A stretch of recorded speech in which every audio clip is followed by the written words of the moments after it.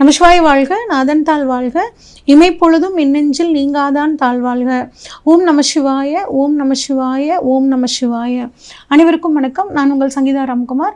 சனிப்பெயர்ச்சி பலன்கள் 2025 நம்ம பார்ப்போங்க. இந்த 2025 மிக முக்கியமான 3 கிரக பயிற்சிகள் இருக்குங்க. முதலாவதாக சனிப்பெயர்ச்சி, அடுத்து குரு பயிற்சி, ராகு கேது பயிற்சி அப்படின்னு 3 முக்கிய கிரக பயிற்சிகள் இருக்குது. இதில் ரொம்ப ரொம்ப முக்கியம் அப்படின்னா எதுக்கு முக்கியத்துவம் கொடுக்கணும்? சனி பயிற்சி பலன்களுக்கு அதிக முக்கியத்துவம். ஏன் அப்படின்னா 2.5 வருஷத்துக்கு ஒரு தடவை இந்த சனியானது சனி பகவானானவர் ஒரு கட்டத்திலிருந்து இன்னொரு கட்டத்துக்கு பயிற்சி ஆகிறதுக்கு எடுத்துக்கிறார். அப்போ இது நாள் வரைக்கும் கடந்த 2.5 வருட காலங்களாக கும்பராசியில் இருந்தவர் தற்பொழுது மீன ராசிக்கு போகிறார். காலபுருஷனுக்கு 11ஆம் இடமான கும்பத்திலிருந்து 12ஆம் இடமான மோட்சஸ்தானம், விரயஸ்தானம் அப்படின்னு சொல்லக்கூடிய மீனராசிக்கு போகிறாருங்க. 29/3/2025 சனிக்கிழமை மீனராசிக்கு பயிற்சி ஆகிறார் சனி பகவான். 3/6/2027 வரைக்கும் மீன ராசியில் இருக்காருங்க. 2 முறை வக்ரமாகிறார். எப்போ அப்படின்னா 2025 ஜூலை மாதத்துலேருந்து 2025 நவம்பர் மாதம் வரைக்கும் வக்ரமாகிறார். அடுத்து 2026 ஜூலை மாதத்துலேருந்து 2026 டிசம்பர் மாதம் வரைக்குங்க. இந்த மாதிரி 2 முறை வக்ரமாகி வக்ர நிவர்த்தியும் ஆகி நமக்கு அற்புதமான பலன்களை வாரி வழங்க சனி பகவான் காத்திருக்கிறார். சனி பகவானுக்கு ஒரு சிறப்பு என்னன்னாங்க, நேர்மையானவருங்க. நேர்மையானவங்களுக்கு அதிக மரியாதை கொடுக்கக்கூடியவர், அதிக முக்கியத்துவம் கொடுக்கக்கூடியவர். அதே மாதிரி உழைப்புக்கு முக்கியத்துவம் கொடுக்கக்கூடிய ஒரு அமைப்பு இந்த சனி பகவானுக்கு இருக்குங்க.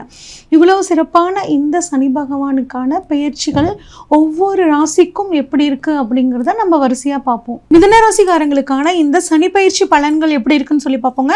மிதுன ராசியில மிருகசீரிட நட்சத்திரம் 3-4 பாதங்கள், திருவாதிரை நட்சத்திரத்தோட 1-2-3-4 பாதங்கள்ங்க, புனர்பூச நட்சத்திரத்தோட 1-2-3 பாதங்கள் ஆக மொத்தம் 9 நட்சத்திர பாதங்கள் இருக்குங்க. அப்போ செவ்வாய், ராகு, குரு, அது மட்டும் இல்லாமல் ராசியதிபதியோட புதன், இந்த 4 குணங்களும் சேர்ந்த கலவை தான் இந்த மிதுன ராசிக்காரங்க. அதனால எந்த ஒரு விஷயத்தையும் திட்டமிட்டு செய்யக்கூடியவங்களா இருப்பாங்க.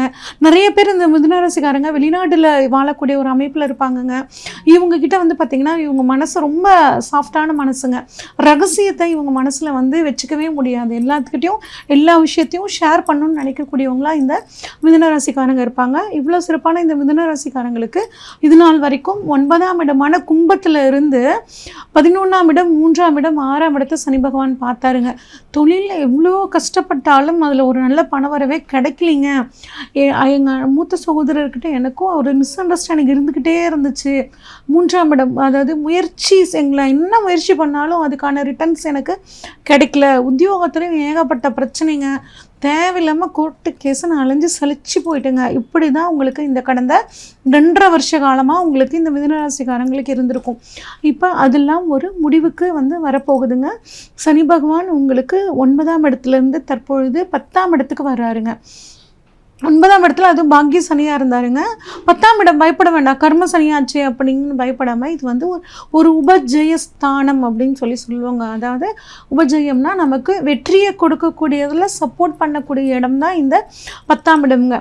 அதே மாதிரி உங்களுக்கு தொழிலில் பார்த்திங்கன்னா ஒரு நல்ல முன்னேற்றத்தை கொடுப்பார்.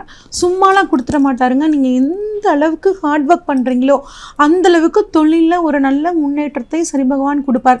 நேர்மையான முறையில் கடினமான உழைப்பு யாரெல்லாம் இருக்காங்களோ அதுக்கான ஒரு மரியாதையையும் ஒரு நல்ல பலனையும் சனி பகவான் இருக்கிற இடத்துக்கு கொடுத்தே தீருவாருங்க. புதுசாக தொழில் தொடங்கணும்னு நினைக்கிறவங்க, இல்லை 2ஆவதாக நான் தொழில் தொடங்கணும், ஏற்கனவே ஒரு பிஸ்னஸ் பண்ணிட்டு இருக்கேங்க, அது சார்ந்தே நான் இன்னொரு பிஸ்னஸ் நான் தொடங்கலான்னு நினைக்கிறவங்க தாராளமாக இந்த சமயத்தில் நீங்கள் உங்களை பிஸியாக வச்சுக்கிறது ரொம்பவே நல்லது.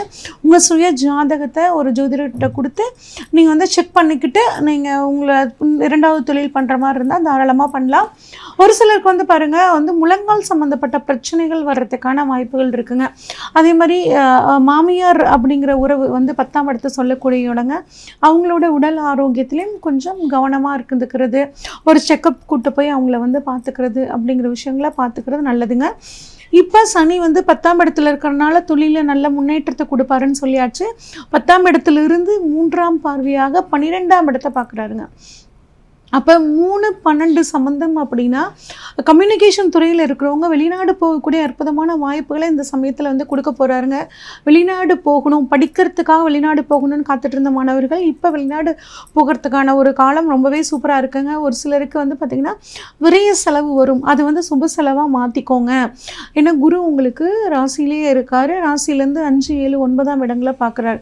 ராசியில் குரு இருக்கார். சனி வந்து உங்களுக்கு 12ஆம் பார்வையாக வந்துட்டு 12ஆம் இடத்தை வந்து பார்க்குறாரு.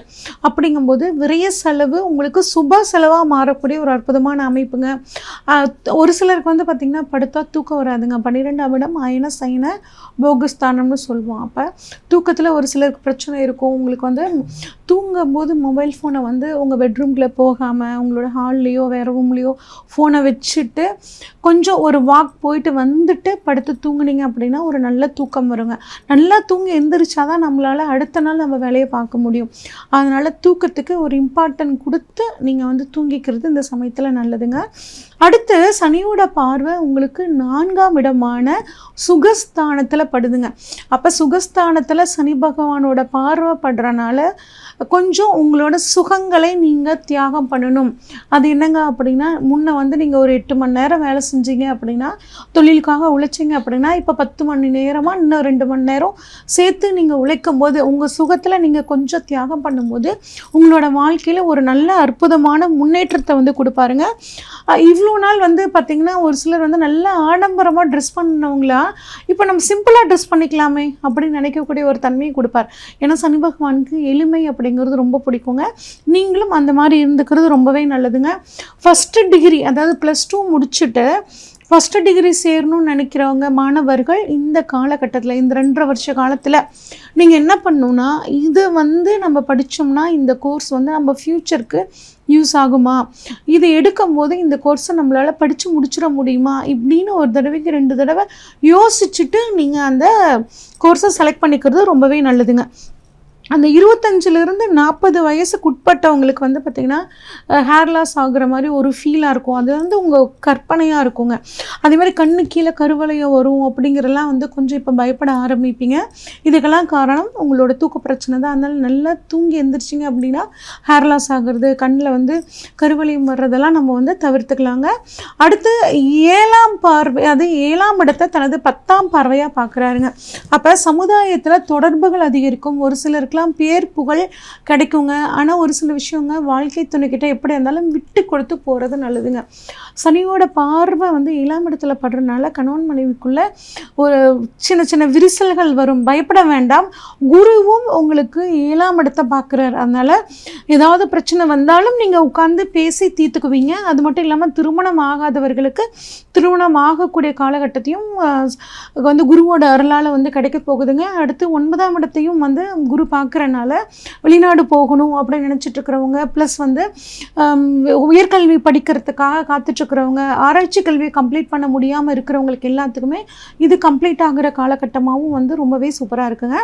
இன்னும் வந்து நீங்கள் சூப்பராக இந்த சனிப்பயிற்சி காலங்களை மாற்றிக்கணும் அப்படின்னு நினச்சிங்கன்னா, அதாவது விளையாட்டுத்துறையில் வந்து ஜெயிக்கணும்னு நினைக்கக்கூடிய ஏழை அந்த குழந்தைகளுக்கு உங்களால் முடிஞ்ச உதவிகளை பண்ணுறதும், விநாயகர் வழிபாடு தொடர்ச்சியாக தினமும் வந்து பண்ணுறதும், விநாயகர் அகவல் கேட்குறதும் உங்களுக்கு மிகச்சிறந்த ஒரு காலகட்டத்தை உருவாக்கி கொடுக்கும். இது வரைக்கும் நம்ம பார்த்தது எல்லாமே பார்த்திங்கன்னா பொதுவான பலன்கள் தாங்க. உங்கள் ஜாதகத்தில் சனி பகவான் ஆட்சியாக இருக்காரா, உச்சமாக இருக்காரா, நீசமாக இருக்காரா, சனி பகவானோட சூழ்நிலை உங்கள் ஜாதகத்தில் எப்படி இருக்குது அப்படின்னு பார்க்கணுங்க. அது மட்டும் இல்லாமல் உங்களோட ஜாதகத்தில் இப்போ சனி வந்து சூரியன் இருக்க இடத்துக்கு வராரா, இல்லை சந்திரன் இருக்க இடத்துக்கு வராரா, இந்த மாதிரி பார்த்து தாங்க நம்ம பலன் எடுக்கணும். இதில் ஏதாவது உங்களுக்கு சந்தேகங்கள் இருந்துச்சுன்னா ஸ்க்ரீனில் தெரியல வாட்ஸ்அப் நம்பர் கால் பண்ணுங்கள். உங்கள் ஜாதகத்தை ஃபுல்லாக அனலைஸ் பண்ணிவிட்டு உங்களுக்கான ப்ரெடிக்ஷன்ஸை சொல்கிறேங்க. நன்றி, வணக்கம்.